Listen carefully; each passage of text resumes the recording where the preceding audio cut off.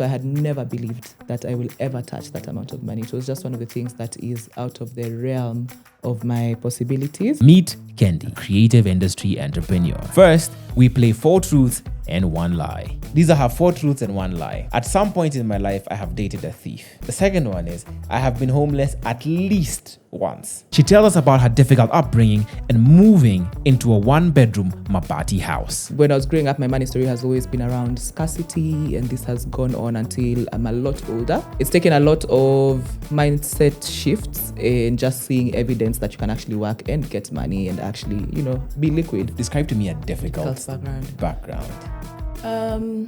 Let's see. From ducking KPLC to landlords and being sent home from school for lack of school fees, Kendi has been through it all. Education was her way out, and she tells us how she worked at it, from topping her class in primary. And then they're really smart, so it really motivates me to also put in my best. Yeah, and then I finish, and fun fact, I actually topped the school after being index last. Wow, you locked in. Imagine, I locked in, and I said, my index number doesn't define. To getting a first-class degree from Strathmore University. I do finance. I pass very well, but I just feel like my passion is not there. So you get the first class? I do get the first class. We talk about the process of getting financial aid at Strathmore. So then I apply for financial aid options for Strathmore. They have the Strathmore specific one, where I think you get 80% paid for you, and then 20% you have to pay. There are some that you can get 100%, but as loans. So when you start working, you have to repay. There's different financial aid options. Compared to what I'm saying, I'm just like, wait, here, tutatoboa kweli, but you're also trying to look as desperate as possible, and you're trying to sound as desperate as possible. Okay. They call you into interviews. She also tells us what it took and what she did when she earned her first million from gifting. And I remember when it reached the 1 million in the mark in the bank, I was just like, wow. And so with that money, I cleared the loan for the car that I had taken. I traveled. Every cent really counts. You don't do this personally because it's not a competition. But then the flip side to it is when you look at it, you're like, if it was serious, how much further could I drag out a shilling? Hey everybody, this is Barrack. I'm the host of the Financially Incorrect podcast. It has been 2.5 years. We have had 150 episodes, over 150 guests. This is across Kenya, Tanzania, and Uganda. And now we've turned everything we've learned into a game. A game that puts you at the center of your money moments, where your choices, your upbringing, and your personality, and maybe a little bit of luck, determine how your story unfolds. So now at this point in time, your boyfriend or girlfriend comes up to you and they want this really cool gift, and it costs exactly what you have saved. What do you guys do? Oh, you have an answer? Us, this economy, decided to keep our money and not buy the gift. Maybe next time we'll get them something. So you got no gift? Yeah, just words of affirmation. Roll the dice. This is a financially incorrect game designed to challenge how we think, talk, and act with money.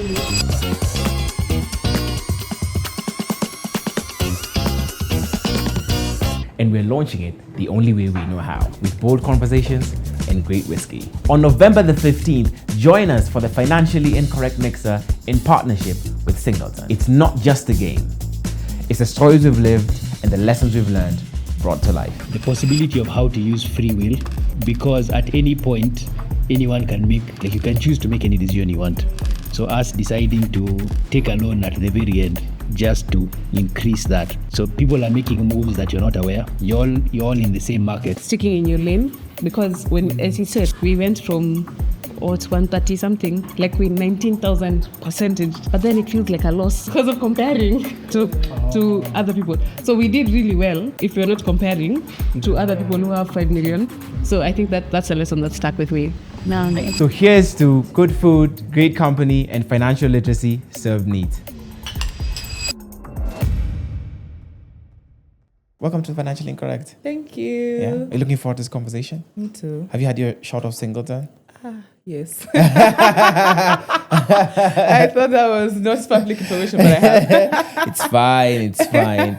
Anyway, so I'm going to start this podcast today, episode rather, today with from from an interesting point, because the documents you shared, or the stuff you shared with us to be able to just get a bit more information about you, I found this really interesting, and so I want to start here. So this is essentially, it's the game 2 truths and 1 lie, but this is now four truths and 1 lie. Correct. Right? This is 4 Yes. truths and 1 lie. Correct. So Kendi says, these are her 4 truths and 1 lie. At some point in my life, I have dated a thief. The second one is, I have been homeless at least once. I can swim really well.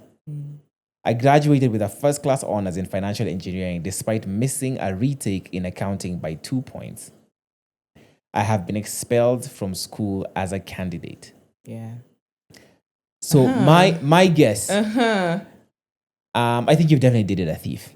Okay. I think so. Okay. Because, like a thief is a very wide description, like a shoplifter is a thief. You know what I mean?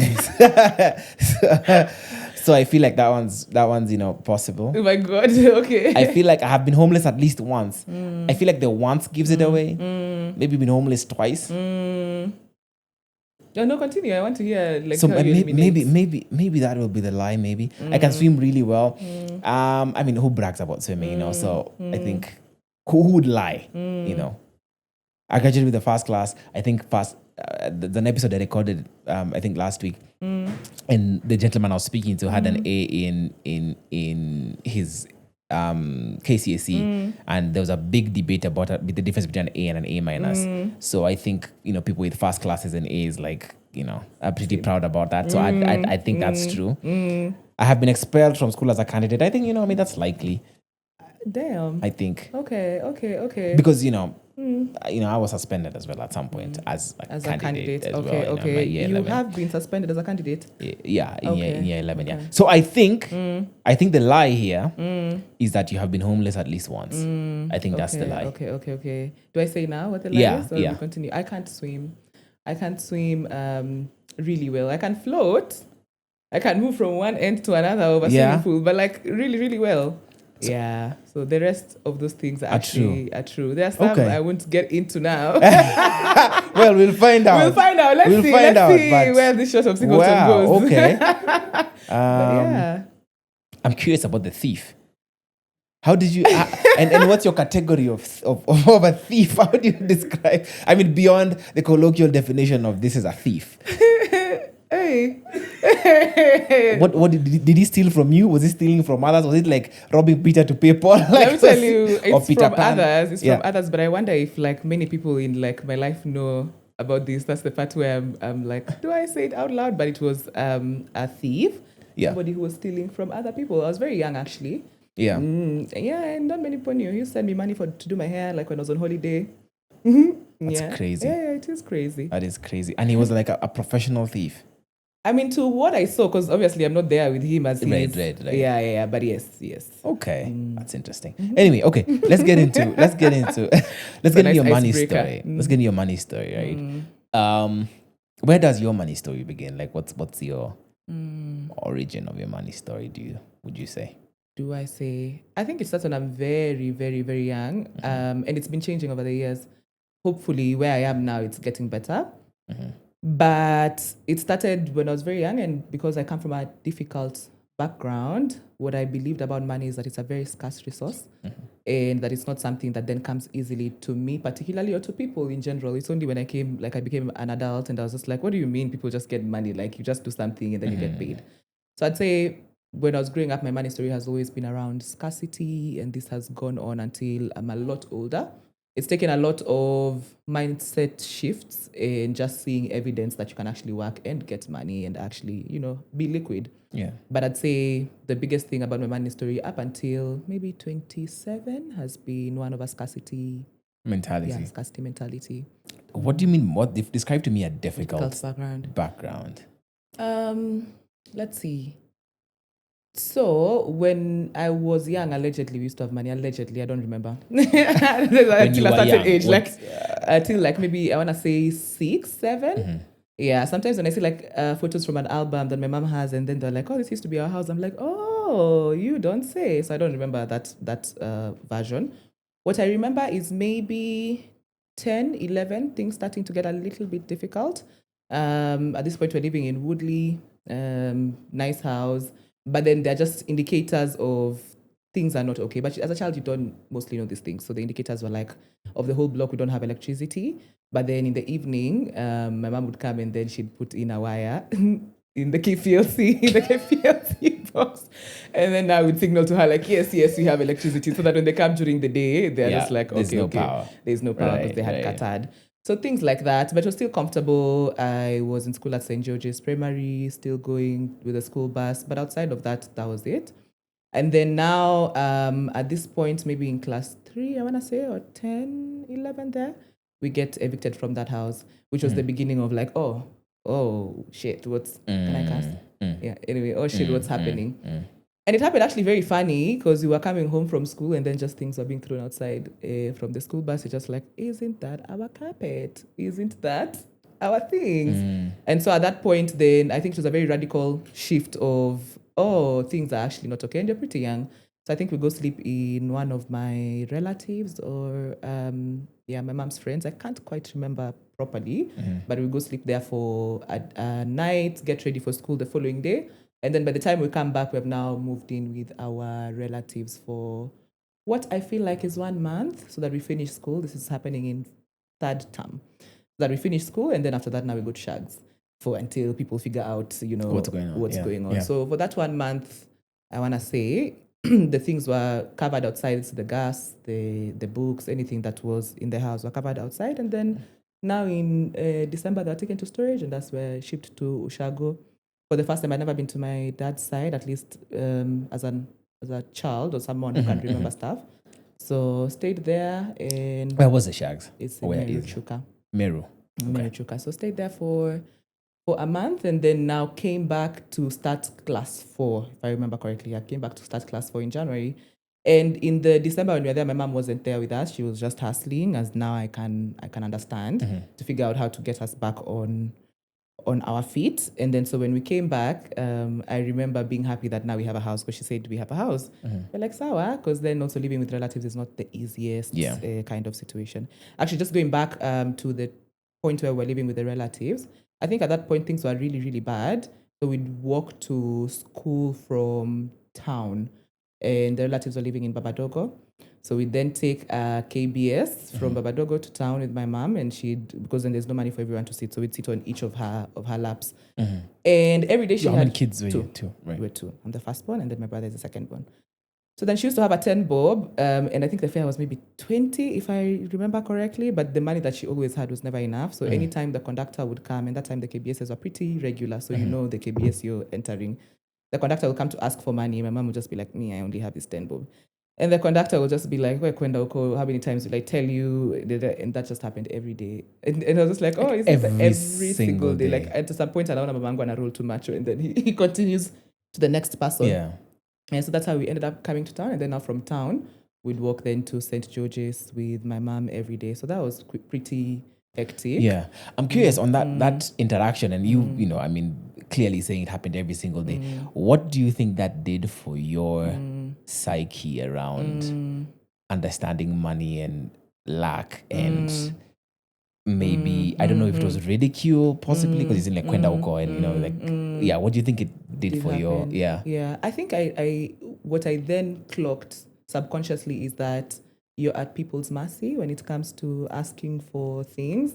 So like growing up then after that, it's just that I'm always at people's mercy, like people who have money or if you want access, people who have the access, you on the other side are at their mercy. So if then they say, kwenda uko toka, then you have to go outside.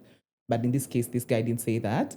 But I do think that now, till later on in life, I just believed you are always at people's mercy if you don't have money. Okay. Yeah, so then now we walk to St. George's, which was it was a very hectic term. And then we close school, then now we go to Meru. And so when my mom comes back after the Christmas festive season and says we have a house, I'm like, woo, yay, finally we have our own house. Yeah. So we come to Nairobi, and then we take a number 46 from town, and we alight at Amboseli. Yeah. If you've seen Amboseli, it's in Lavington, around there. So we're just like, wow. And as a child, you're like, we have a house. Yeah. And then we are walking and just seeing big houses. And this woman has not said anything. We're just walking to our house. Yeah. It's me, my brother, and we're just like, oh wow, look at this big house, look at this compound, look at this. And then now we're just going deeper and deeper. We're like, oh, okay, apartments, not bad. Look at this new apartments. And then now we're going deeper and deeper. We're like, okay, plots, okay. And then now we go deeper and deeper. And it's like, this place is called Kamitha. I won't call it a slum, but it is a slum. Yeah. So we're just looking at each other with my brother like, what in the world is happening? What's the structure of the house? Is it It's mabati. Mabati, yeah. It's mabati and it's a single room. Yeah. So then that happens then, and my brother and I are just like, uku ni wapi? Wamepeleka watoto babi huku. What is happening over here? And so that's how we ended up now living in Kamitha for 1 year. So you guys are there for a year. Do you vividly remember what that year was like? As much as I can. Yeah. I mean, and the thing about being a child is sometimes you forget things just to protect yourself. Like I've had to dig deep to remember some of the stuff that happened that year, but I do remember a bit of the things that happened. So we're living in a single room, 2 single rooms, I want to say. Yeah. And still going to St. George's. We're still going to St. George's. Okay. In fact, it started with the 1 single room, and then over time, when my mom starts getting a little bit of money, then it moved to 2 rooms. So it's 1 mabati room, actually the size of, this is pretty much it, like this maybe, and a little bit more. So then everything just happens there. There's the bed, no couch, just a chair, a stove, different things that you just have in your 1 single room. Yeah. So then my parents would sleep on the bed and would sleep on a mattress on the floor. It's the first time I'd ever used a pit latrine because we'd come from Woodley and just living well. First time I'd ever showered outside. First time I was seeing like a lot of life properly. And then there you now don't have electricity for real. It's put Live out with in the the morning. KPLC connection. Yeah. This one is put out in the morning by the landlady and then put again in the evening because she's the one in charge of paying the whole electricity bill. Right. So then maybe 40 houses, I want to say. I've been toying around with the idea of going back to see how Just to see what, Yeah, because I imagined it from the eyes of a child, and that's how I remember it. But I'm curious to now see what it looks like today. Okay. Okay, that's something. It's something. It's quite something, isn't it? Yeah. So, do you know what your mom was doing for money at the time? Honestly, I feel like when the holiday season, she went to count a by-election in Mombasa. That gave her the lump sum of the money that she was doing. Here, I want to say she was running a canteen. She must have been running a canteen at either Joseph Kangede or it could be Joseph Kangede. Okay. All right. So what's the next significant thing that happens in your money story after that? Yeah. After that. So after that, for that 1 year, we then moved to Kawangware, a place called Coast, which then obviously is a breath of fresh air. Right. So in the Kamitha time, we were still going to St. George's, and this woman, she really did her best. We were still going to St. George's, and obviously in St. George's, you're not going there to say, I have to live in a Mabati place. Right. So we had to walk till Amboseli in the morning, where the school transport will then now pick us. And then now we go to school and come back and do the same thing over and over again. But then now after that, we now moved to Kawangware for a little bit. I want to say maybe 2 years.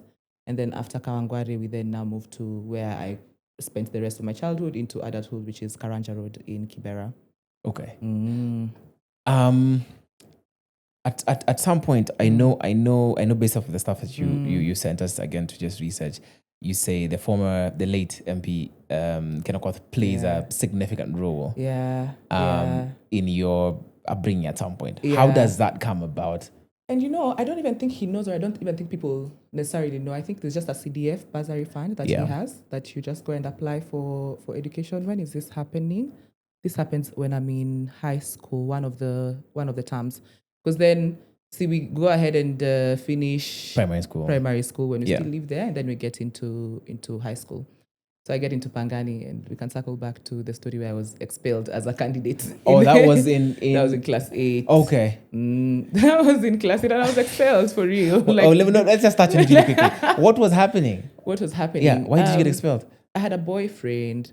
That's what got you expelled? That's what got me expelled. That's unfortunate. Yeah, but now not in St. George's. So St. George's, I go all the way till class 7. Yeah. And then at this point, my mom is just like, I don't know that you're going to do well in KCP when you stay in St. George's, because I think free education had been introduced. A lot more students were in class. She was feeling like the attention for teachers is not, as much as she'd like it to be. So she said, let's try a private school that's close to home around in Kibera also.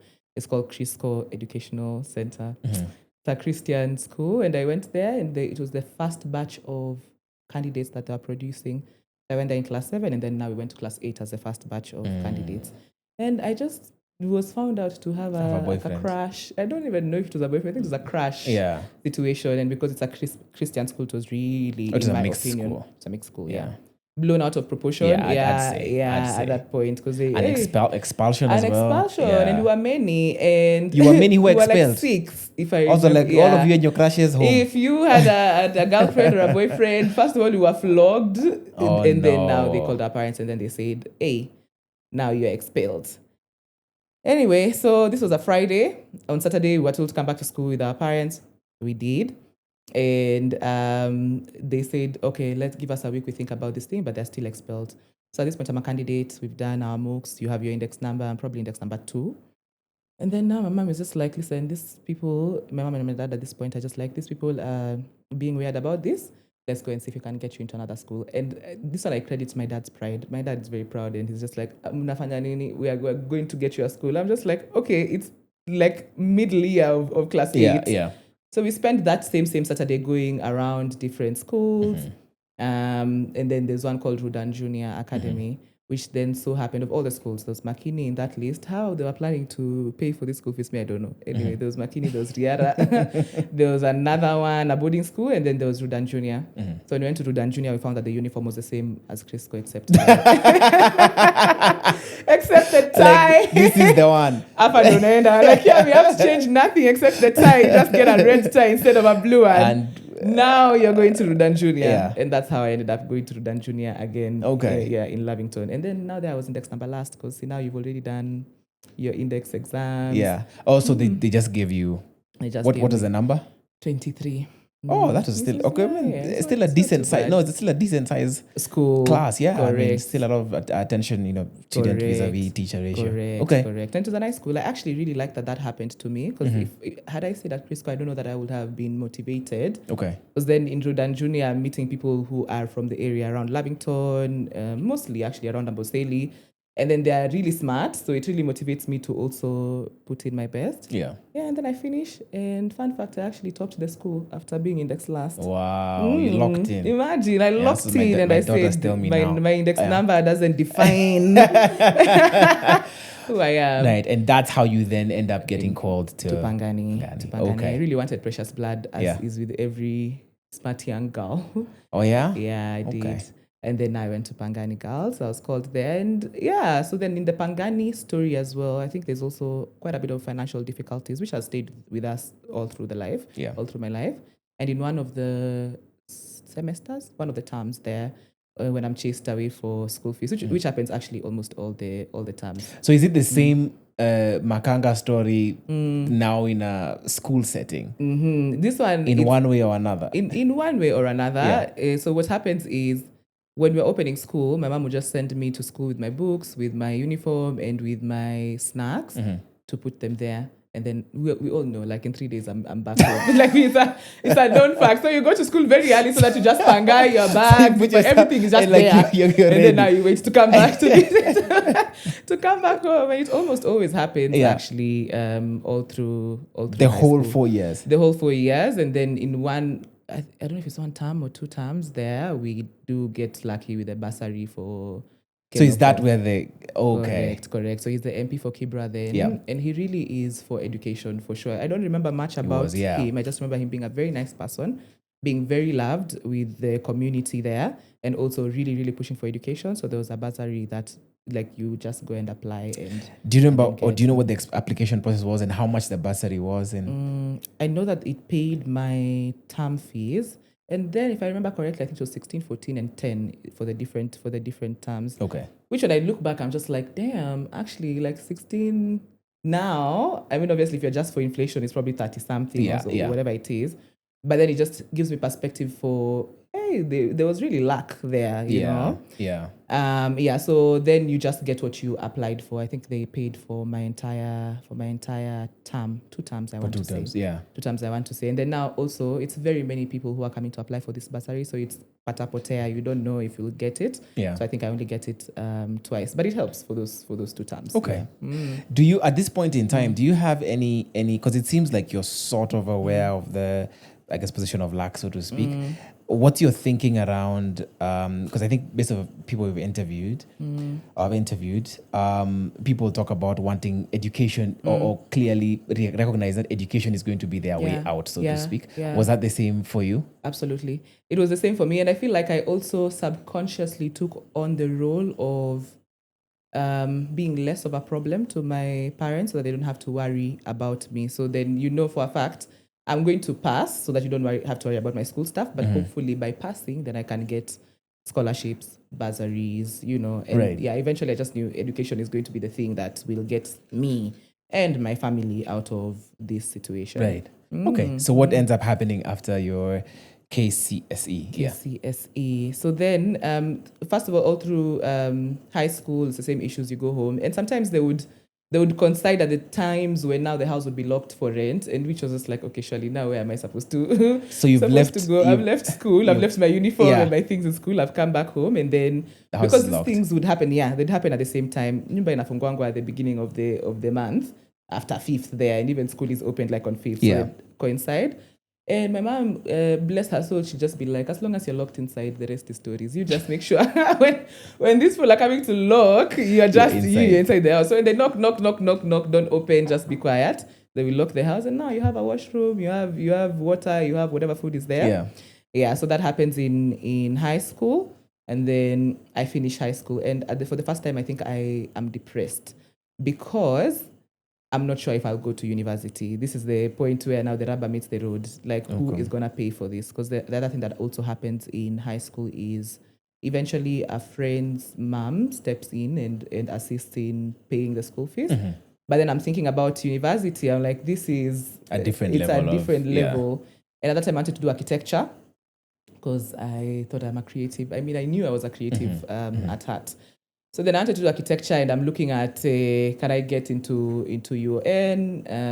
If I get into architecture with parallel, is anybody going to pay?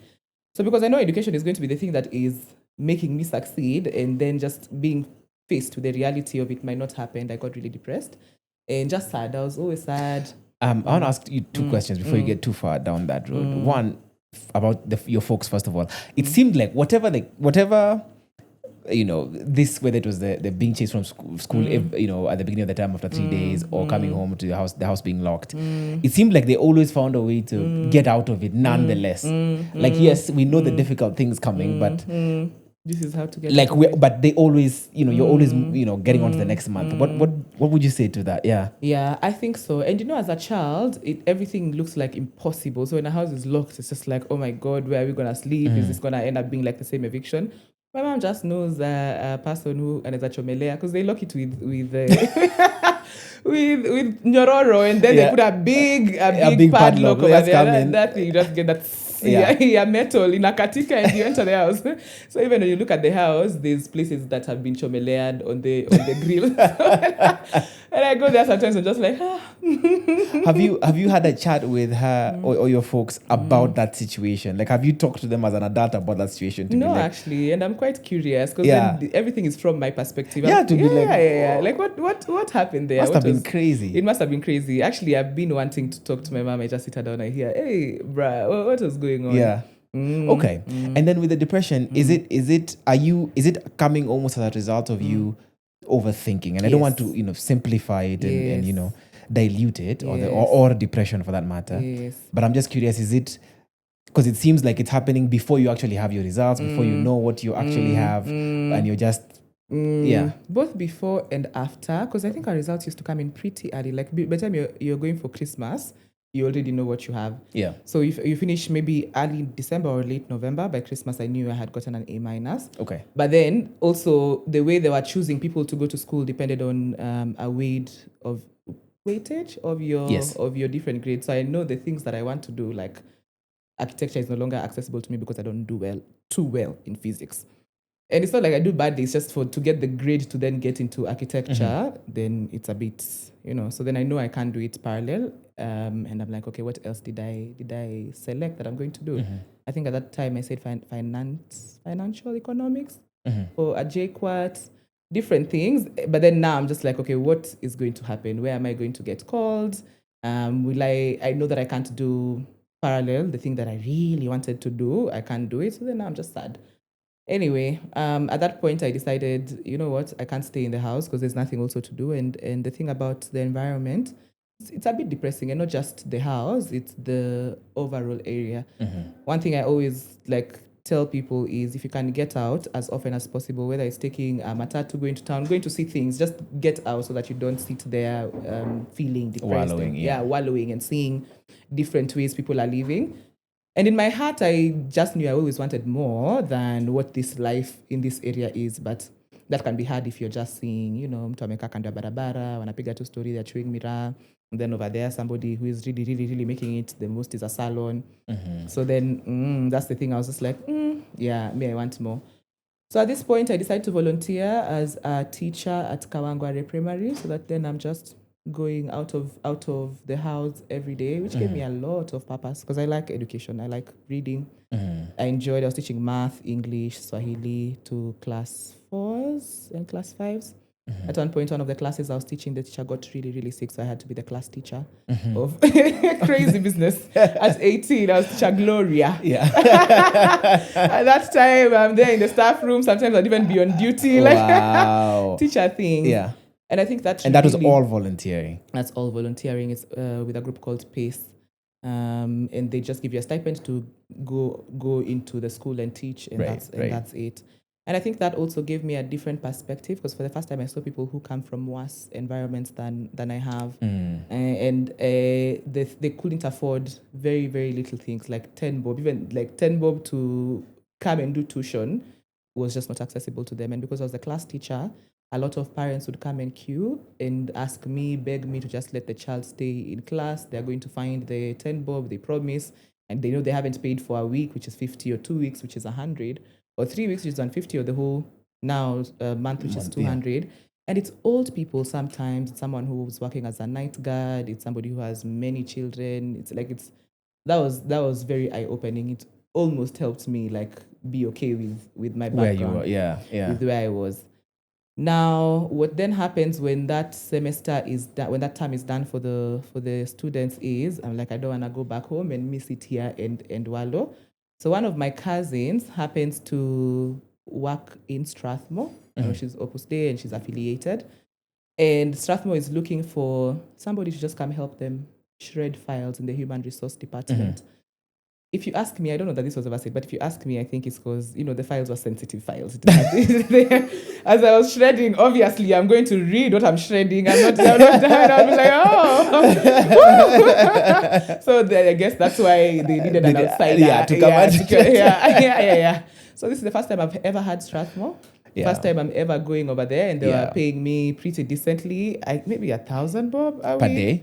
Per day, and then they give you a card as a staff member, and the card has money to go use in the cafeteria. Right. And it's a lot of money. And the cafeteria has yogurt. How much? When you say a lot of money, how much is a lot of money for you at that time? At that time, I want to say they maybe put 10,000 for you for the whole semester, for the whole month. Oh, it's a month. It's a month. Okay. And the thing about Strathmore, because it's a non-profit, the food is also very subsidized. So 10,000 can go far. Far.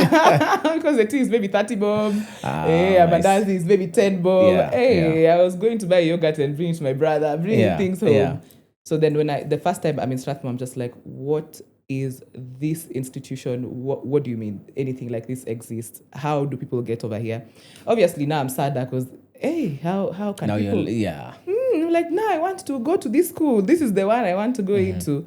So then my cousin then just says, you know what, you just apply. Let's see what happens. So I go to the place to apply and I look at all the courses. And then I say, which course would I be good at? Wrong mistake. I was like, picky, ponky. I'm good at math. I'm good at calculations. I enjoyed this thing. Let's take now finance. This is the thing that I will do. So I do the interview. I think it's 1,500 to do the interview or 3K. I can afford it because I have been paid on Right. this side. I do the math and English interview that you do there, and I pass it, and I actually get an acceptance letter to now go To Strathmore. to Strathmore, and then they say it's 160,000 for the first semester, and I was just like, okay, bet this one is now never going to happen. Yeah. Great. And then they say, okay, what financial aid options do you have? So then I apply for financial aid options for Strathmore. They have the Strathmore specific one, where I think you get 80% paid for you, and then 20% you have to pay. There are some that you can get 100%, but as loan. So when you start working, you have to repay. There's different financial aid options. So I apply for this financial aid option Which one do you apply for? for 100%. And then you pay once you start, And once it you're was just done with school and you start working. I said, that one is something surely I know that I can do. Yes. And then I don't get it, which then really, really, really crashes my heart. Yeah. So they call me and then they say, I don't get it. I don't think they gave me a reason. I don't remember the reason quite well, but they said there are 2 other scholarships that are independent of Strathmore, run by, I want to say CIC and I&M Bank, CIC then and I&M. Yeah. We've forwarded your name for consideration. If you ever get it, then You great. can come back. You can come back. I say, okay, bet. Sorry, before we even get that place, where are your folks in this whole process of university and just applying, and what's their thinking as well, especially around the money and everything? We all know it's a known fact that no one can afford this thing. That's Okay. nobody That here one is is- trying. yeah. Nobody here is even trying to figure out where to get the 160. That one, that would require. There's no even like harambe or even... Hey, that one is hard because then at this point there's still arrears for rent. Like life is still not at we are great. There's the background stuff that is still happening in the background. right. So this 160 is the same as the arrears for rent, around the same amount. Yeah. Rent might have to come before all of this. Yeah. Plus, remember, we're still waiting to be called for other public universities. So that's yes. also an option. Yes. But now I've tasted the life of Strathmore. I'm just like me, we're public university stuck here. Yeah. So then, I mean, as I tell them, I come and tell them I've applied for this, I've not gotten it. I've applied for this, maybe I'll get it. They're just like, all the best, all the best. You know, supporting words, but money, that one, no one is guaranteeing that you'll get it. So they send my name to I&M and CIC, and then I get shortlisted for the I&M scholarship. I think they asked for an essay of sorts, and then I get shortlisted. So the I&M scholarship was taking 10 people for the year. Of all those 10, only 2 per school. So 2 in law, 2 in BCom, 2 in finance, 2 in BBIT, and 2 in another one. I don't remember. And so then now I've applied for finance. Of the 10, there's only 2 slots of all of this. And then we've been shortlisted or even longlisted at this point. So we are many. Yeah. And then they tell us, you come with your parents. And we're going to do an interview from that long list of, I say 30 people, we're going to narrow down to 20 people. I mean, it was 100, they'll narrow down to 30 people. Anyway, it was a big list. Yeah. So we go that day very early in the morning with my mom, and we sit there. And that's another thing, still going back to people being under people's mercy. Because here you really want this school, and you almost, I don't want to call it begging, but you're having to justify why it has to be you. And there's different people from different backgrounds. You can literally see these are different people from very, very many different backgrounds. Like paint a picture for me. Like what's in that room? What are the people in that room? Wametoka Ushago.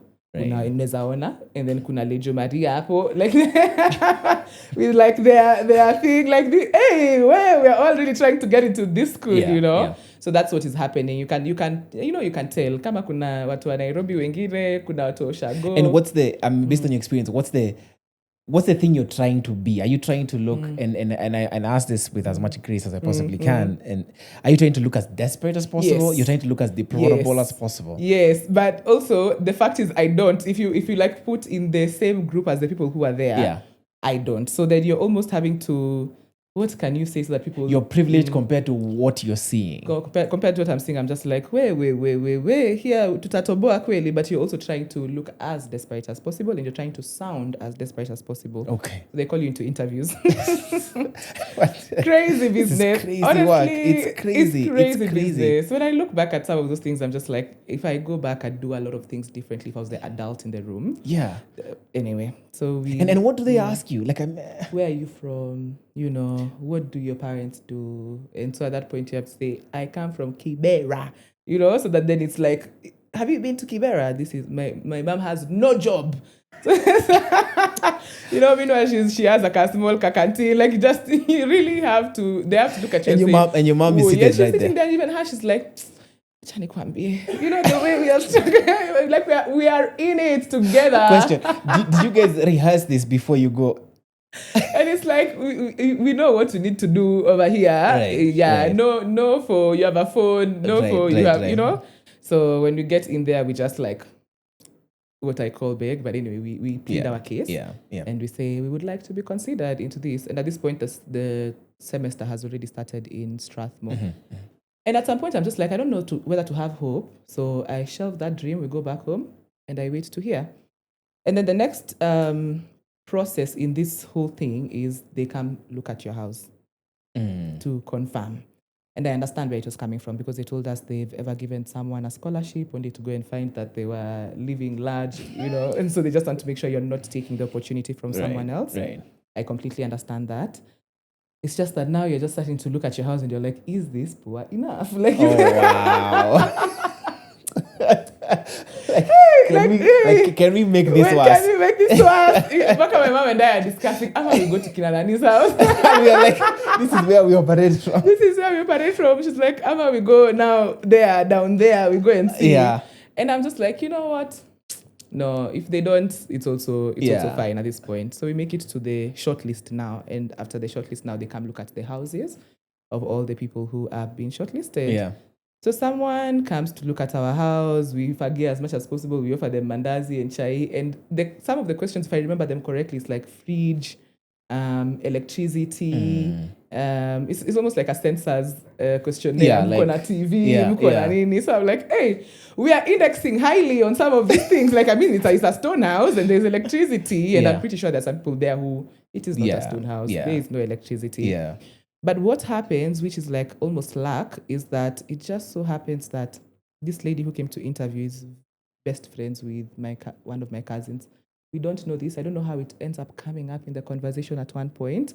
And this cousin, my mom raised her at some point when she was young. So then they end up really bonding, and she puts her pen down, her paper down. I like the interview is done. The interview is done, and they really bond over, oh, you remember when she was in high school? I was the one who was helping her, all of that. So I honestly think that's the thing that that was luck. And then now I get the scholarship from there, and that's how I end up going to Strathmore. So they pay for your 4 years. They commit to paying for your 4 years. For your 4 years, they give you accommodation, they give you a stipend every month, so that you don't have to worry about anything but education. And I was just like, wow, damn, fantastic. How much is the stipend? And then do you have to meet a certain grade requirement through the 4 years? You do have to meet a certain, like upper... Second class upper. When you start going to second class lower, they do different, like either it's a warning letter or you're talked to, or different. I don't know. I never experienced there. I was determined to not fumble this bag. And the stipend was 3,000 a month, and then the accommodation is in one of the hostels around Strathmore. Which was great for my mind, because it really got me out of the environment that you had been in. Yes, and now at you're home, here. and then now I'm in this new environment, and I'm in a good school, doing a good course, and also not having to worry about money every month for pocket money.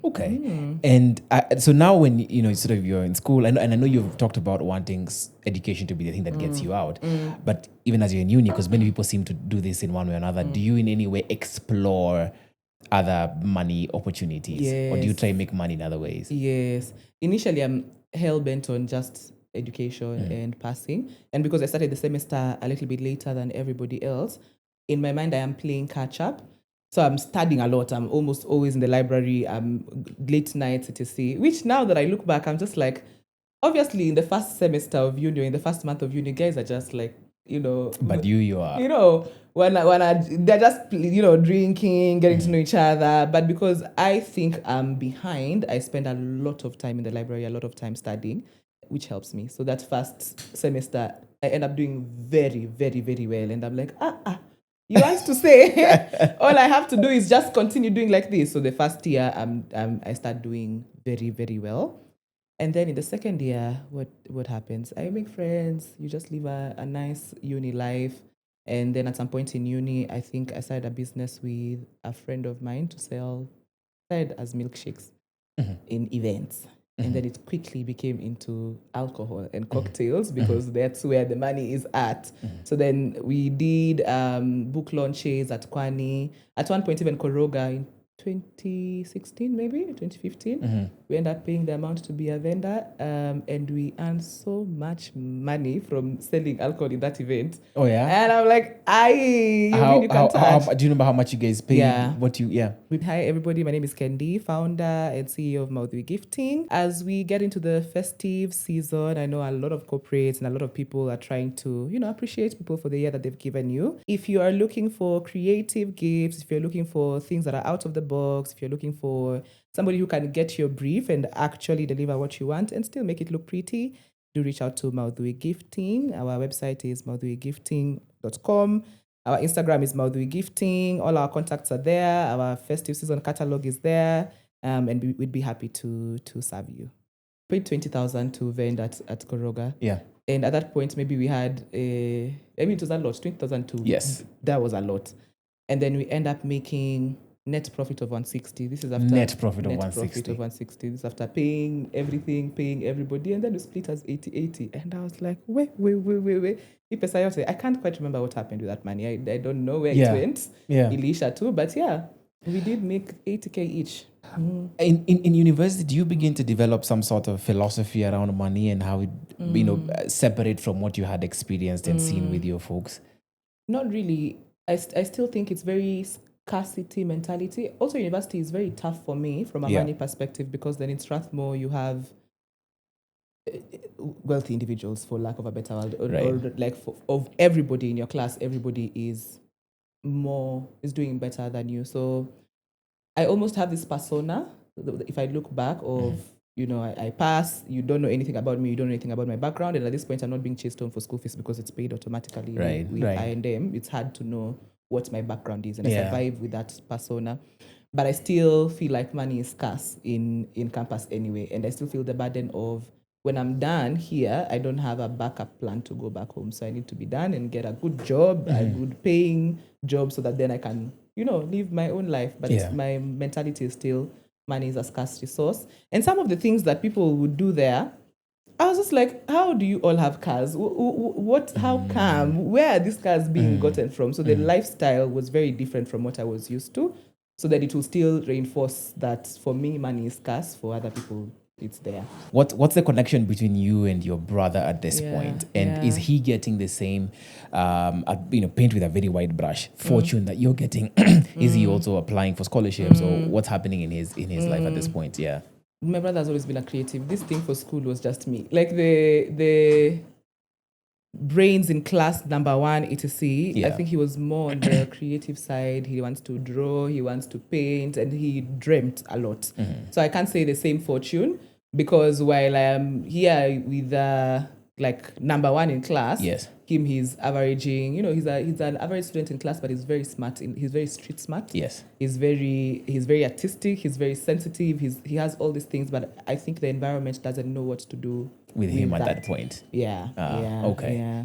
So, so paint me a picture now when you're finishing university. So you've done a bunch of different entrepreneurship ventures. You've made money. You don't know what you've done with it. But I'm also curious, for someone who I guess was very with the scarcity mentality. I'm curious that you could say, I made that 80K and I don't know where it went. And I think I probably bought clothes or just things that I can feel like now I finally have like clothes, or I finally have this thing. I probably maybe bought a phone, just things to now equalize my environment. That's probably what happened with that money. But even, what's probably like the wildest, and even wildest, in quotes, like thing about how you kept through Strathmore through those 4 years, that maybe your classmates and whatever didn't know, but that you were going through potentially? I don't think any of my classmates, even friends, knew anything about me and my background. There was the persona that was portrayed in school. What is the wildest?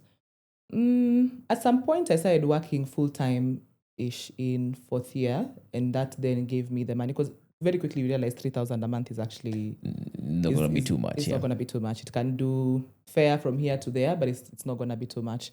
So then I needed to make money to be able to then, buy things, even eat out, do things with friends. And I could afford doing those things at some point, especially in third year into fourth year. That's because I was working as a social media manager for a business. I credit her lot. She's called Mugethi. The business is called Mugzi's Naturals. I had a boyfriend then, that I wanted to go buy for beard cream for Valentine's.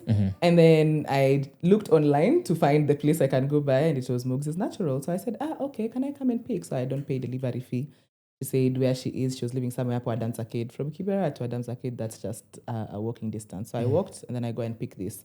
And then I find her in her house, very frustrated, like trying to pack orders, trying to go on social media and respond, and then still put out as to making content.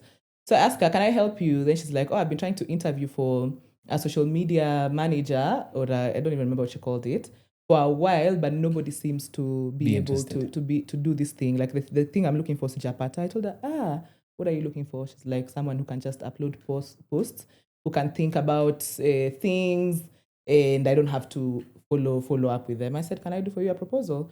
She said, bet. In the evening I went, I did a proposal off Canva, and I was like, 1 week post, this is what I'd post about. This is what your other businesses, competitors are doing. This one is talking about routine. Maybe we should do more routine stuff. And she was very impressed. And then now she hired me. So then now she's paying me 12,000, I think 8,000 a month. And it just so happens that when I just got the job, K1 Flea Market had started. Kaz had just started it, and she was looking for vendors. So Mugzi's decided to go be a vendor at the market. And she said, if you can't vend for me, I'll pay your fare. You'll have food, and then I'll give you 1,000 bob every Sunday. Don't have to tell me twice. That one is a plot. I'm leaving home. My fare is paid for, and I can sell. So I start selling at the flea market, and I sell pretty well. And then now every market is 1,000 bob. So between the 4,000 and the 8,000, you're making 12. And then there's a 3 from this other side that's now 15. So I'm like, okay. And then now the business, which sometimes on and off makes money for selling alcohol. Yeah. So then that's how I survive, being able to do, road trips to where, let's go eat lunch somewhere. At least I have my own money. Okay. So now when you're getting towards the end of your fourth year, what's going through your mind? Like that last month, have you got a job? Have you, what's happening? That's a wild story. So in third year, I realized very quickly I don't like this course. I hate it. I honestly don't like it. And it's very hard to believe that, because I was doing very well. I would always be on the dean's list of the class. But at the back of my mind is, there's a scholarship here that you have to maintain. Without the scholarship, you're not going to get paid for. Number 2, I'm actually very good at reading things. And if you tell me a concept, I'll shika it, I'll apply it. You'll understand it. I'll understand it. And then it's mathematics, very conk. Izo mathematics, numbers, nanini. If I lock in, I'll pass this thing. But this is where I begin feeling like I'm a creative, and this thing is just really narrowing down my happiness. And I'm discovering books written by African writers. I'm discovering I can write. I like writing. I like expressing myself.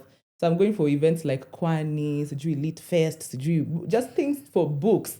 And I'm like, wow. And the creatives are cool. Like they wear my jewelry. I'm impressed. Just like, what world is this? So I say, okay, maybe I want to pivot. Maybe let's see. But then quickly you also realize the creative scene doesn't necessarily have too much money.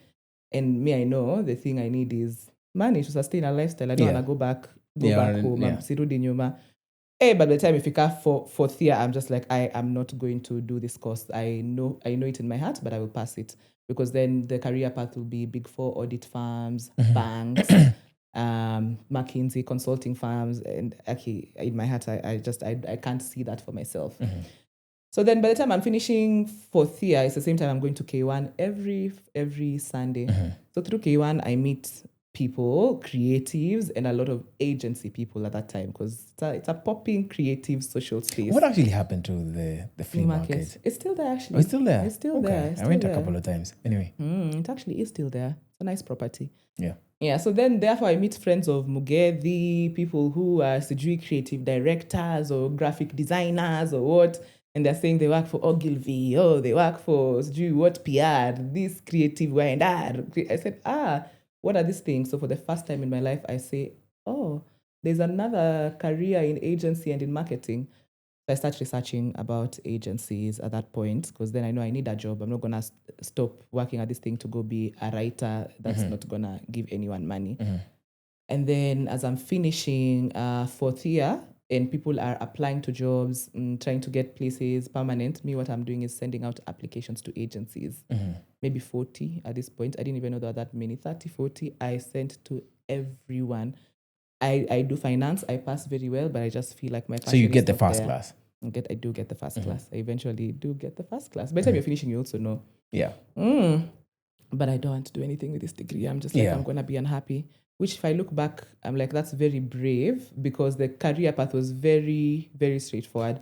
Yes. And with a first class from a school like Strathmore, it is not hard to get a slot in a bank or in a whatever. And I was like, I'm not going to work for Equity Bank. No shade to Equity. Yeah. But I was imagining too with my skirt suit and all, like this is not. It's not it for me. So I applied to agencies. I never hear back from any of them. In fact, at one point, I now move forward with a bank application. They even called me for the first round of interview. And I'm like, okay, guy. At this point in time, where are you living? Is the scholarship stuff done? Scholarship is done. We finished in December, and then now I've moved back home. So now you're back home? Now I'm back home. Okay. As I'm living here back home, I'm just like, how do I get out soon, ASAP? So I need a job that pays me at least 100,000, 120. You know, the thing about like this, the class I was in, they would tell us, brains like you can command, 120,000 starting salary. Oh, this and this guy got 100,000 starting salary. So that's what you're commanding. I'm commanding. I know my brain is gonna command that. Anyway, so I finally hear back from a media agency. A friend did their internship there, and then I asked them, how can I get into it? They gave me the direct email, not the info one, to a HR person. And I sent to the HR person, and they called me like after a day. They're like, you're in luck. We're actually doing interviews. Come tomorrow. I said, So I go tomorrow. I have never heard about this company in my life. Of all the 40 that I sent to, this one was not one of them. It does media buying. And I'm like, what is media buying? So I go the following day, and then I sit there and I take my phone. I Google the name of the company as I'm waiting for the interview. And their website is under maintenance. I'm like, what? I have no idea what you guys do. Yeah. So then I asked the lady who's sitting next to me, sorry to bother you. And she's here for an interview as well. It's like, what do these people do? She just looks at me and she rolls her eyes. It's like, Citizen, they put ads there. I say, okay, what does that mean? Before she even explains anything, I'm called inside to now go to the interview. I'm like, wait. So then they say, tell me about yourself. I tell them about myself and those things. And they're like, so why do you want to tell them there? The real version of yourself or the persona? The persona is the one that has always been I'm the one, Yeah. And then they asked me, so why do you want to work here? And I told them, I'm just going to be very honest. I've learned about this company yesterday. And I was going to look at your website, but your website needs work. It's under maintenance. The words are not complete. So I truthfully do not know exactly what you do, but I know you put ads on Citizen. that much I know. So they laugh actually, and then I'm called for the following day, for the following interview, and I get it, and that's how I get my first job. Now, it is an internship. Let me tell you. Are you commanding your 120,000? I might have left without ever commanding it. Hey, no, I am not actually. So they tell me it's an internship position. We just want to see how you are. And then we'll see if we confirm you. So in this internship position, you'll earn 8,000 Kenya shillings. And you'll get a 3,000 bob for airtime, because you're going to need a lot of airtime to call Kina Citizen and whatever. So at this point, I'm just like, okay, do I take the bank offer that's on the table? I think that's what's the bank offer? 40K, I'd say. And this other one is 8 plus 3, 11. I said it's going to have to be the 11 in it. They don't want to work with a skirt suit and whatever. I don't want to do that. So then I end up taking the 11,000 and I start my career in marketing then without knowing anything about marketing. How do you reconcile your... Did the 11,000 mean you still have to be at home? What was that reconciliation process like for you? It was tough, honestly, because then this place is in Lavington. You have to take 2 matatus. I didn't enjoy the part of still being at home, but the job was very fun in the beginning, very fun. Late nights. Oh, you're going to do for the launch of Songa by Safaricom. Everybody's getting headphones. Like just fun things. You're getting airtime from Suju Safaricom. So I was at home to sleep, put my head down. And in the morning, wake up and continue. So that's how I reconciled. I think I just escaped it in my mind. Yeah. And is it still your persona who's going to, again, nobody knows a thing about you. So even when people used to take like their boyfriends to their houses or things like that, that was not a thing for you. That was not a thing for me. And also I know maybe just 2 friends in my whole life have been to my house there. So it was still a persona, nice little persona. And I just go home every day and being unhappy, but I'm just like, say, I'm going to sleep. Sometimes I don't even go having eaten. Nalala naamka asubuhi narudi nafanya persona. What's the thinking behind that? Or what's the reasoning behind that? Is it from a place of you don't want people to know? Is it shame? It's Is shame. it? It's 100% shame. Which now looking back, I'm just like, man, shame can chain you. But I think I don't necessarily want people to look at me any different. Is where my mind is coming from. I don't want you to look at me and see that I can't do this job. I don't want you to look at me and see that maybe I'm less than because of where I come from. To be honest, nobody ever looks at you and thinks you're less than. And I've come to learn that after years of therapy and just unpacking what happened and how it made me feel. Nobody really cares when you're in the workplace and if they really either like you or they see that you're doing the job. Nobody really cares about this thing. But at that point, I was feeling like it's a little bit shameful. So I don't want people to necessarily have access to that side of my life. I also hadn't unpacked it anyway, like to the point where I can just be like, this is what happened to me. This is what the evictions and the feeling like you have to beg and all the tough times have then done to me. I hadn't done the work to unpack and therefore just articulate it as easily and as comfortably as I'm doing this. I was like, this is too much. It's too tough to allow anyone to get into it. Allow me to go down a bit deeper. And even then, so did that, at that point in time, when you're feeling shame about where you're coming from in your family house, do you have any are your parents getting any of that as well? Are they getting any negative responses or emotions as a result of the shame that you're feeling? Do you feel bad about them in any way, sort of form? Not actively, it's almost like there was 2 characters. When you go at home, you switch on the one who is a daughter. This is how we do things in the house. And then when you go outside, you switch on the one that's a persona. And those 2 never met. They have those 2 people. Those 2 are very different people. Yeah. So then, even then, it's not like my mom will then come to school or to work and then see this version of this girl who is shameful. And then even at home, they never then see the other side. They never then see the other side. I mean, there are moments like growing up, especially as a teenager, I used to be so upset at the situation and you bang doors like any teenager will do, but not anything too critical. But I'll ask her how I was behaving at that time. Maybe she was feeling the passive aggression. Okay. So what's the next significant thing in your money story that happens? Because now we know that you start working, you're still living at home. How do you eventually then sort of like move out or begin to earn enough money to move out? And also, have you developed your own, because you said earlier you still had developed your own money philosophy. Is your money philosophy now sort of coming together now? This money philosophy comes together at maybe like 27. At this point, I'm 24, 23 when I'm starting. So I worked for a year and a half. I had a very good boss who was putting me in front of opportunities, in front of people, so I'd be seen. And I would get salary increases occasionally. And, from 8,000, 11,000, I'd double from your salary is 22. Yeah. So I get my salary doubled and I go to 25. The minute I touch 25, I say, I am moving out. I am going to move out. I want a different life. What helps is that I'm also still doing the social media management into this so year. There's still the other 12K. There's the other 12K on the other side. And then there is now this 25. Shikanisha, that comes to about what? 40, 30 something? 37. 37. Yeah. Like 37, I can start a life in Nairobi. Yeah. So I can go. That's not enough. So I find a bed sitter around the office actually by luck. Yeah. It's an SQ, an extension of a very big house. And they rent it for 12,000, and because it's close to the office, I can literally walk to the office. So if I'm paying 12,000 rent and there's no transport, no anything of that, and a 6,000 shopping, the Wi-Fi is under them, the electricity, I was doing well enough, but I was also very budgeting to the T, to the coin. The money never used to figure all the way till end month, but that's how I was able to then move out.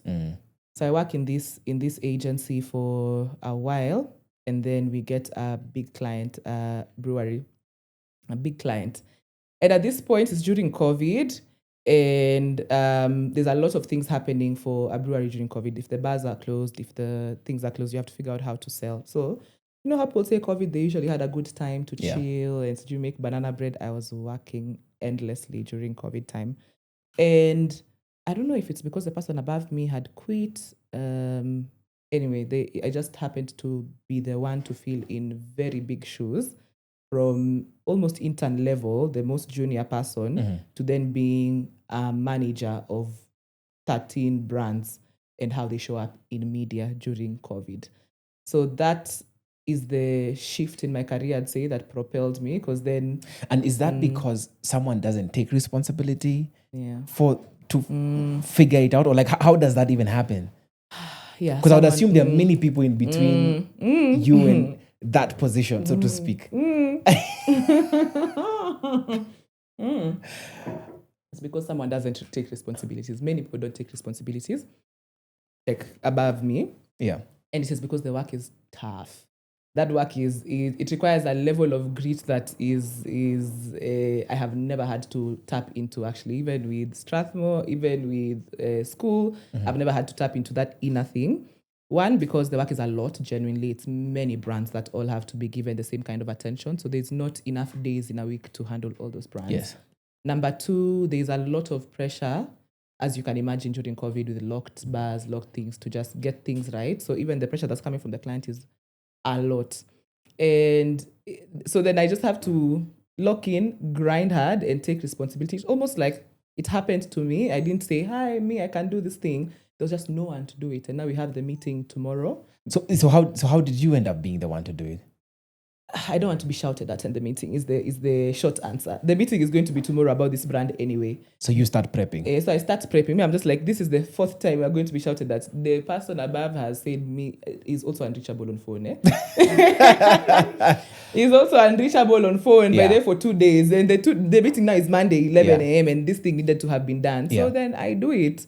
Pole like that, and then I just find myself in front of the people, being the one to present. So on the day, on the day of this meeting, is it that then the client is like, okay, so what do you guys have? And people are looking around the room, and then it's online meeting during that time. So it's an online meeting, and then maybe like, Kendi, you can. I have something. No, I don't even say I have something. It's like, maybe Kendi, you can just show them what you were showing us last night.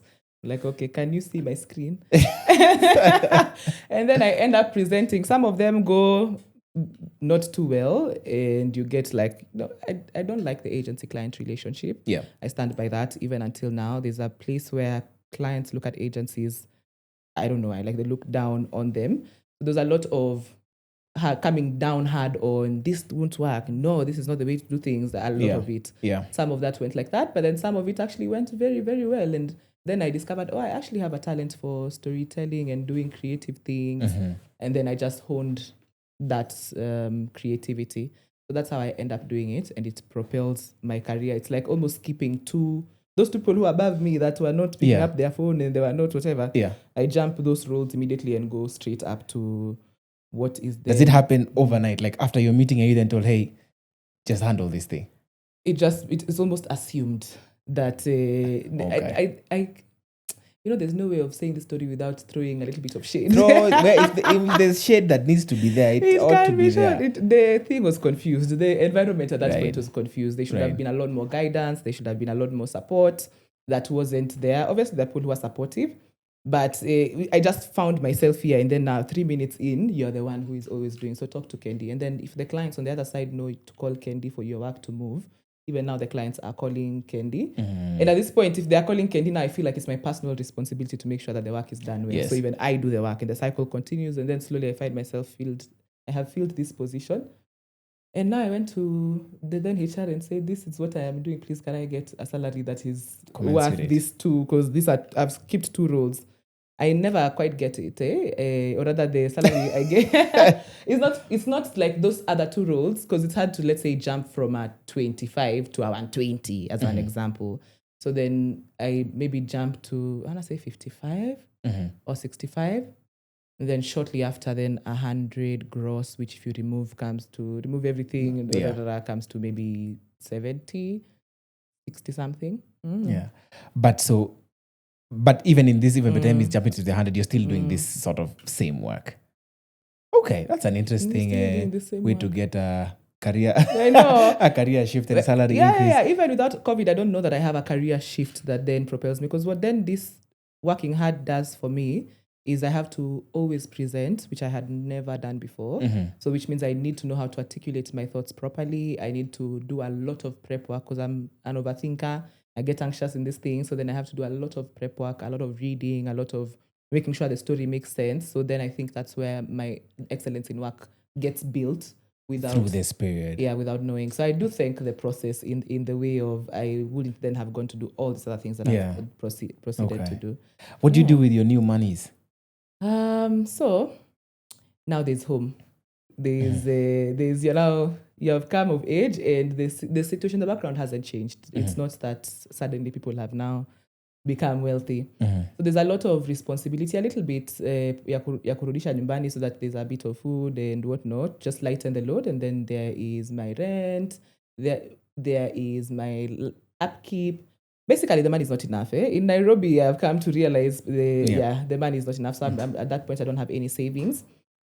I still worry a lot about money because I'm just like I'm living paycheck to paycheck. Basically, that's what is happening with this newfound money. Is that feeling about setting, helping out at home? Is it overt or covert? Is it something that is a discussion that you have, or is it just something that you feel immediately the money is coming in, you just send it? It's something that you feel. Even you can't go there and collect that money while you're seeing the situation at home is looking a bit. You won't even enjoy the good lying of the money. So I'd send money at home. Yeah. So it's really spoken about until much later. So then that happens, and then COVID. This is 2020 into 2021. Yeah. I do 2.5 years of that intense work, and the work was so intense. Sometimes I'd have 40-hour days. I've gone without sleep a couple of times. I've just it was a lot of work. And I say, man, I'm done. This is, and if you look at the money that comes, and is the money changing in those 2.5 years? Not much. It's just still paycheck to paycheck. Yeah. And I'm like, for the thing I'm doing, I'm working too hard. I shouldn't have to live paycheck to paycheck. So I'm unhappy about the salary. They've also, as a company, you cannot also increase and increase and increase and increase and increase. For someone, you have to, give people time and then increase by another 10,000. So it really, I was unhappy with what the salary was, because it was paycheck to paycheck. But I said, you know what, bet. And at this point, I've stopped working for Mugethi because it's too much to balance. If I'm doing 40 hours, in fact, explain to me a 40-hour work day. What has happened is there's maybe 4 brands. There's a meeting tomorrow at 3 p.m. In the meeting, you need to show up with 4 brands. So in 2 days, 4 brands that all of them have a strategy, all of them have a plan, all of them have a way. This is how we'll show up on TV, on digital, on radio, on newspapers, billboards, all of that. When you finish one, you just get onto the other one. When you finish one, you just get onto the other. Like that. And it takes a lot of time to do a strategy, a media plan, all those things. Then I just found that I was sitting there, and then I had the birds. I opened the curtain, I continued working, I closed the curtain again. It just so happened. And I'm tired, but I'm like, I'm not gonna get into that meeting. Number 1, to be shouted at, and number 2, all these different clients or brand managers for the different brands are also looking at you to deliver for them. I also don't want to disappoint anyone. So then I just sit there for 40 hours and I do the work, we do the meeting, and I sleep. Now I crash after the meeting. Can you paint for me a graph of what productivity for a 40-hour work period looks like? Let's see. It's in bursts. Yeah. It's in bursts. You'll do and when I get into the work, for me, I completely forget that I'm tired. I really get into the work. So the beginning of the next brand is what is hard. So then I take a break, scroll social media, go make coffee, shower, maybe wash the dishes, and then you come back again and try to get into it. But when you get into it, at least I lock in for another 6 hours, 7 hours, and I'm like, oh. And I found that I actually enjoyed the work, actually, to be fair. I had never had an opportunity to think about creative solutions for a proper business. So I also enjoyed the work. While I was tired, that's fine. I wish I knew Jabba Juice then, but then it was I would have been removing these things, but then it wasn't as popular as it is now. And yeah, that's what a 40-hour looks like, up and down. So it's just Not up. It's just up and down, up and down, up and Okay. down. Yeah. All right. So after it sounds like after the 2.5 years, you're tired. I'm You want to tired. leave. I want to leave, but I also don't know what is accessible for me. I still have a scarcity mentality and not just money now, because the scarcity mentality seeps into very many things like opportunities, time. Like I don't come from a point of abundance. I'm just like, oh yeah, will I ever be able to leave? Maybe this is what my fate is. All those to negative thinking. So then in 2021, December, in agency, there's this thing where media houses come and gift you at the end of the year, and they say, thank you for giving us business. Here is a notebook, here is a pen, here is a whatever. So they've been doing that since 2018 to 2021. And then in the December of 2021, somebody called me from a media house. No, they called a colleague of mine and said, I'm just Shamba. I don't know what to gift people. I want to give them vouchers. And the guy was like, there's a babe, she's called Kendi. She usually likes to nice to things. Zebu, let me give her your number. Muonge, you see. So then the guy was like, listen, I want to gift 16 people in the agency. I have 10,000 per person. What do I do with it? I said, I'm going to do for you a proposal. So back from when I was young, I've always been very crafty, like just making things with my hands. I enjoy it. It was a creative outlet for when things are going bad. So I'd make gift boxes. I go to Bata, I tell them to give me the empty gift boxes, and then I funika with the wrapping paper. So I've enjoyed doing crafty things with my hands. And I was like, oh, okay.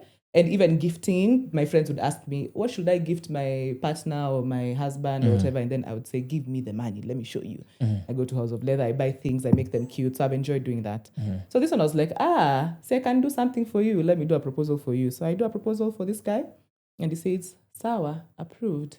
I say, oh, okay. Send me deposit. He says, do a quotation. I go there and I'm like, okay, here is a quotation for this one, 60K. Give it to me, send me deposit. Then he sends me 80K on Christmas Day to then start putting things together for January to give people in January of 2022. So at this point, maybe I'm earning 65 net if you remove everything, plus including loans. Mavitu tu za kimaisha. Right. And then, so this 80,000 that I'm touching, I'm like, what do you mean you can touch an 80,000 just for gifts? Yeah. So over Christmas, we enjoy the Christmas period. On 27th of December, I tell my mom, take me downtown because you seem to be knowing those things downtown. Let me go and look for these things. There was a blanket, there was a flask, there was a thing. We go downtown, I find the things, I put them together, and I'm also enjoying the creativity process of it. I'm like, this red flask will go very well with this red shuka, and this thing, if you put a ribbon over here, it look nice. So I enjoy the process. I put them together, and I'm like, actually, these gifts look very, very beautiful. I take photos, and then January comes. I give the gifts to the people in the agency. The guy pays me the additional 80K and says, thank you for the work. Then I upload these photos on the internet and I say, I have a gifting business. If you are looking to gift people, here you go. Let me know. So because I used to write in campus, I had a page that was called Maudhui, and Maudhui meaning content. So that's where it came from. Literally writing content. This is the content. You can come here, read poems, whatever. It had maybe 93 followers. All of them I knew personally. And the page had been dormant for a while. That's the one I changed. I just said Maudhui, add gifting there. And Maudhui gifting, I deleted everything I'd ever done. And then because I'd taken different versions of these photos, I just uploaded on the internet. And I said, this is the Lemay box. Why Lemay? I had a Masai Shuka. It was red. It sounded like a nice name. And then I just put it up and I said, if you're looking for gifts, let me know. 2 days later, I got a call from someone who's just like, hi, is this Maudhui gifting? I said, oh, yes, this is Maudhui. Maudhui Kendi speaking. How may we help you? She's like, oh, I just wanted to know there's a business, there's a person behind that business. You know, your page doesn't have many followers. I don't want to be conned. All those things. I tell her, it's fine. I'm even happy to meet you. So we meet. We like each other. She's called Susie. God bless her soul. My second ever client. My first ever client without knowing me, but second ever of Maudhui gifting. So we meet, we say hi, I take her through concepts, and she's like, oh, I really like that. And then now she sends me a list of maybe 20-something people that she wants to gift. Her total budget is maybe 200K. I'm like, hey, what? what do you mean your gifting budget is 200K? Yeah. How is this possible? And then she even gives me a supplier for alcohol, Uko Nairobi West, who is very affordable. So Right. between the downtown, we've gone with my mom, Yeah. and this Nairobi West, and then now I'm starting to get ads on Instagram about where to get stuff. I then quickly know, you can actually charge 10,000 for a gift and make sure you buy everything worth 7,000, and the one on top back is. So I do that order. I make maybe another 40K from that order. Remember, this is the second order. The first one was a total of 160K. Of the 160, I maybe kept 60. And then this one is 40. And I'm like, hey, guys. There's money here. This is serious money. Yeah. What do you mean? And I think at this point, I had wanted to do a master's. I apply for, or I'm doing a master's, I can't quite remember. The reason I wanted to do the master's was just because I wanted a career change, not because I saw anything at, this master's will help me. I just wanted to have papers so that I can move jobs. So I did an MBA, an online one. So then it's going to that school fees of that. I'm sending more money at home now. There's a whole situation that's happening at home about arrears. So I'm also clearing that. I'm paying my own rent. I'd moved to a slightly bigger house because, the other place I'm living in an SQ. So when they want to move, now that SQ is not available. So I've moved into a little bit of a bigger house. So money is starting to make a little bit of sense. And then the next week again, I get another call. And because I'm working in marketing, the thing that I know how to do is take good photos, put them on the internet, and I can even boost a post there. I know the thinking behind, and I choose my own target audience when they ask you, and I start promoting aggressively. And since then I've never not had a business, never not had business in Maudhui gifting, and that's how it started. And so this is 2022. By the time July was reaching in 2022, I'm just like, I can't do this work at this agency. And also, I'm touching more than my salary, sometimes triple my salary. From the gifting. From the gifting. Because the salary here is 65 net. This is after you've removed everything. Sometimes, some months, yes, I'd get 40, but on a very good month, I'd get maybe even 120. Then in 4 months of business, I got a call from Kendi. It so happens that one of the media houses, the wife works for Kendi, and she's like, oh, these things are beautiful. Was it Mother's Day hampers for me? And then after Kendi, then USAID called and was like, oh, we're doing a conference. We would like this kind of things. I send them ideas. They're like, oh, this is nice. Do them for me. So what would happen is, during the day, I'm doing this very tough work because the work hasn't changed. The work is still the same. Yes. And then when it becomes 6 to 7, I'm putting out quotations, proposals, sending to people. Then at night, I'm packing gifts. And I started calling my friends, come help me pack these gifts as we bond. And then in the morning, we deliver the gifts.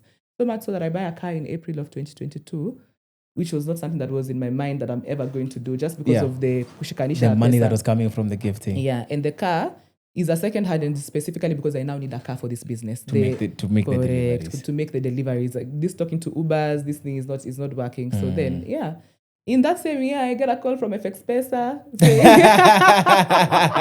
saying, we're doing a conference at Movenpick. Can you do? I said, yes, bet. And like that. So I say, because 2022 is the year of election, I don't want any uncertainty during election.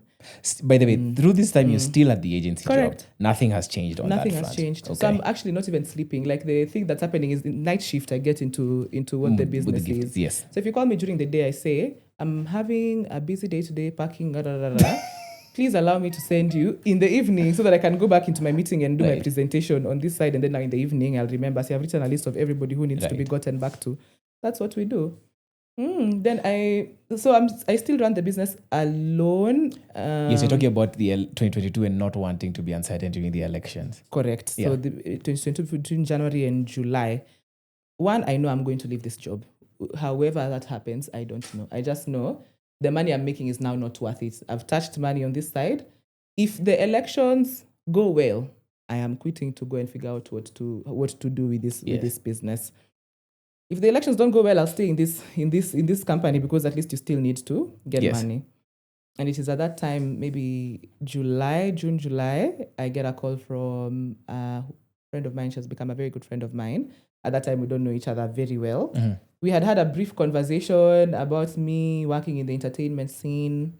I was working for the agency and I was doing a project from the agency. She was doing the same project in a different way. So then she saw my work there and she's had me present in meetings. So one time we're just chatting and she's like, would you ever consider doing anything in the creative economy? This is what this company does. We manage talent, we do events. I said, yes. I don't know. And I'm like, oh, talent, like who? And then the names there that are being mentioned, I'm like, yes, I consider. So then it so happens that they really need someone. So they call me in July. I do interviews. And then in August, I get the job. That's how I move from the agency into the creative economy, into Africa-centric entertainment. That's where I start working in August, end of August after the elections. Yeah. There I get a significant leap in pay, like a significant one. I could finally breathe. Like then I felt like I'm just like, okay, I can start saving because I was very keen on saving. I just was never able to save given all the different responsibilities and living paycheck to paycheck. I start saving, I start putting money aside, and I'd say that's the beginning of my money mindset. Right. Changing a little bit. And then now I'm having to juggle the business and working at a new job. The reason why it could work where I was because I'm also really good at what I do. And at this point, I've been there so long, I know the system. Yes. Also, we're working from home. I can go to town and work from town. Sometimes I'd go work from downtown in the printing guys. As my merchandise is printing, and here I'm working on this one. Right. But a new job, you sort of have to prove yourself. You can't just go in there and just be doing things. So then I struggle to balance the business and this new job. So I decide, what can I do? I can get someone to pick the calls. Because then in this new job, there's also meetings, there's things that are happening. You're in the office 3 times a week more than the other side. So you can't also just all the time being, hello, Maudhui gifting, hello, Maudhui gifting. So then I got someone to just pick my phone calls, answer responses on DMs, panga me. And then at night when I get into this, I also do night shift. So I juggled those two for till 2025. Yeah. But at the end of that year, it's the first festive season I do as a business that has been doing gifting for different clients. I don't know that I've touched that much money like at that point, because then what do you mean by festive? October, November, December. Yeah, but what do you mean by it's the first time you do a festive season? It's like now I know that festive seasons are a boom for a gifting business. Before that, it was just on like referrals. Correct. And before that year, I'd started this business, let's say even January 2022, because that's when I give the first gifts out.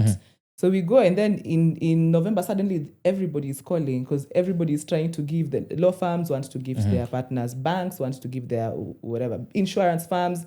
So for the first time, I'm just like, what? This is a lot. At some point we stopped. I put a post and said, we're no longer taking any new orders. This is wild. And I remember I had a thing for Road to 1 million.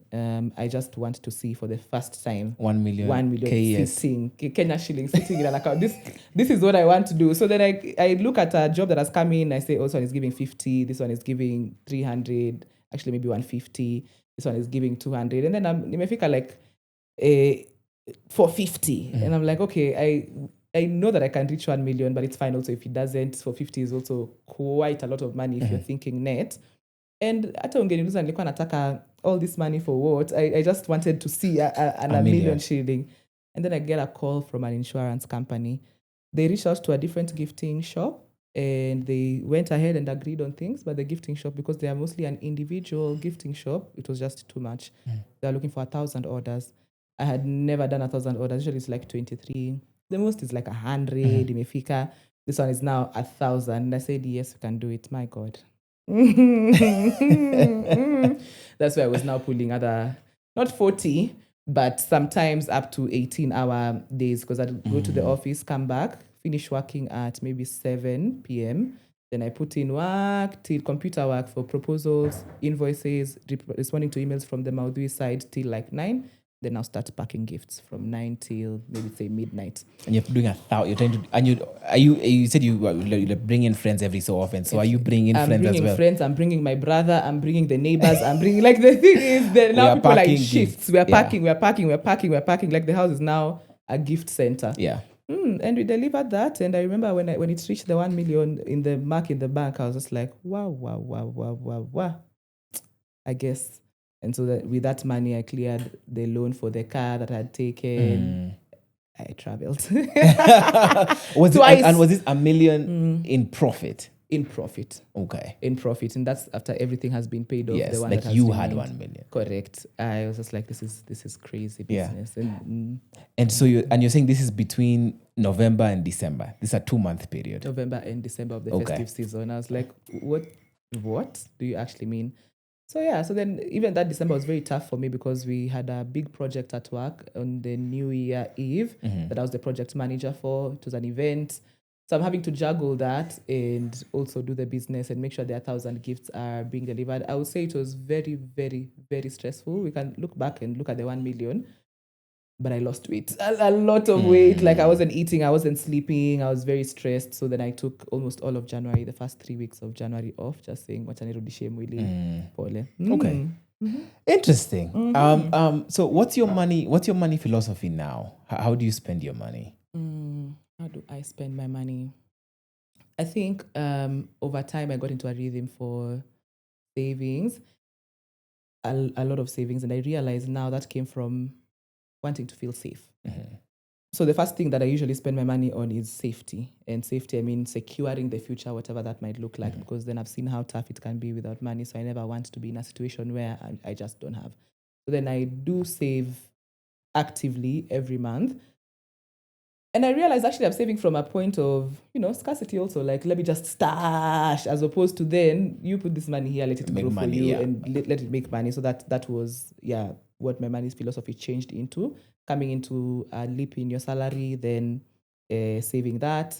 The one for the business ended up doing life things. For example, my master's, the car loan, my family at home, sending money from them. That's what then the business money ended up becoming. And then even, because it's still paycheck to paycheck if I was only surviving on my job, but now at least there's some comfort in you can fuel, you can wash your car twice a week, things like that, just doing life. But saving is what it will be then.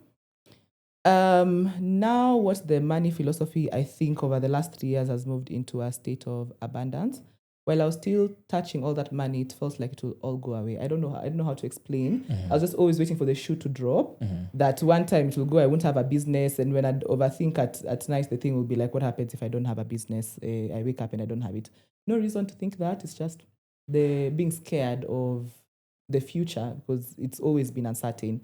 And what if I wake up and I find that I have lost my job? What will happen? So then I panic and then I'm just like stash this away into not so good investment options. So now I'm trying to relax and just say one day at a time. So I have evidence over the last 3 years that, we're still okay. Yeah. And that's being able to relax and trying to, change the mindset. I then ended up leaving my current employment this year, actually, in August after 3 years. And I was like, I don't know what I am leaping out into the world, but I'm ready to try, which would never have happened to the Kendi of 3 years ago, because then there you're just like, what's going to happen to the family? What's going to happen to my life? Yeah, so now I'm becoming more and more abundant, or even just cautiously optimistic that maybe we are okay. And what happened in these 3 months since you left in August? What's the money been like? Since I left? Yeah. It's been, let's say I left in August, September. It's been, crazy. Since I left, opportunities have just come up without knowing or without me going to look for them. For example, again, FX Pesa and what you're saying in your intro about the blankets and wine. That's not a thing particularly that was a pitch and that was what. It's just because of the skill set that you then get a call and it's like, come do this thing for us. And that has happened with multiple other people. I'm just like, kumbe, all these opportunities are just waiting for me to take the leap and then try. So I am consulting for events because that's what I did a lot in my previous job as a project manager for festivals, events. I'm consulting for that. And I am now running the business almost full time. So those are the two things that I am juggling. Still not very worried about the future.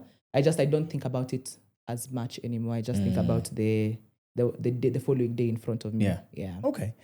Last question. What's your happiest financial memory? What's my happiest financial memory? Let's see.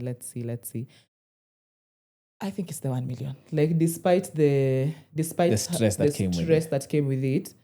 I had never touched that amount of money. And also I had never believed that I will ever touch that amount of money. It was just one of the things that is out of the realm of my possibilities. And so just touching it and being like, and also even when I touched it, I was just like, this is the last one I will ever make. So just saying I'm going to do it and then doing it and having it in the bank account, I said, okay, that's definitely what the happiest has been. And if you were to look at that specific achievement, is there anything special that you did to be able to get to this achievement that you wanted? I'm looking at it from the context of you thinking about like how did you make the 1 million happen? I don't know if you get what I mean. Yeah. I don't think there's anything special about it. When you're in the grind, you don't necessarily see the bigger picture. When I look back at those years, I'm just like, I was working hard. Okay. Man, Kendi, thank you so much for coming on the Financial Incorrect and giving us this nuanced story. I think I said this to everybody who comes or who asks. I don't think there's been any story that's been ever the same. And there's always something to pick up. So just really interesting. And you never... Yeah, you just never know. So thanks for coming on Financial Incorrect. Most awesome. We'll see you guys on the next episode of Financial Incorrect next Friday.